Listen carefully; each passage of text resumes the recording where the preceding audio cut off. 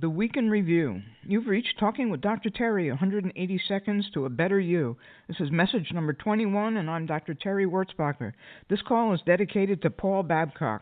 The best part of my day is listening to your comments. I approach each one with an anticipatory fascination I've never had.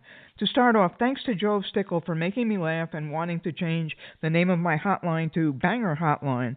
I think if you have kids, you might understand this. Change. The Hoffman family told a story about starlings, but I couldn't hear all of it. They seemed to emphasize that change happens daily, however. Chad Smith reminded us that John Maxwell said there's no way to grow without change. Tuesday we talked about the comparison game. Karen had a great reminder. You should focus on what makes you happy, not what makes you better than someone else. Coach Clifford told us that comparison is the thief of joy. Chris from Colorado told me how he's been selected to an elite Army school of 11 and how his motivation was to be better than the other 10, but now he's reflecting on how he can use that motivation just to become the best he can be. I hope Paul Babcock realizes I listened to his message and acted upon his suggestion. Then came the labels call.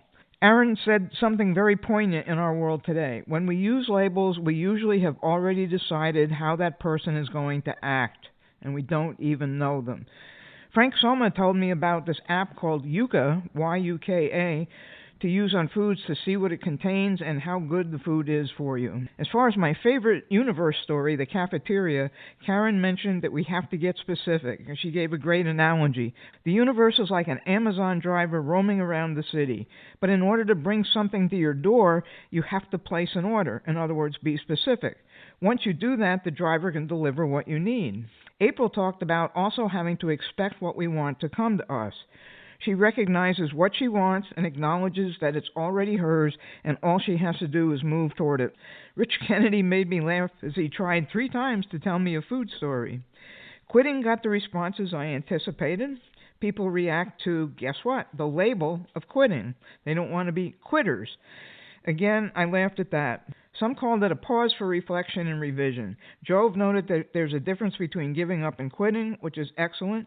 He said you may have to quit momentarily in order to come back and pursue the big goal. Chaz in California said it's okay to take a pause. And I love what Brady in California said. Your best ability is your availability. Rich reminded us that you can't quit something you haven't started.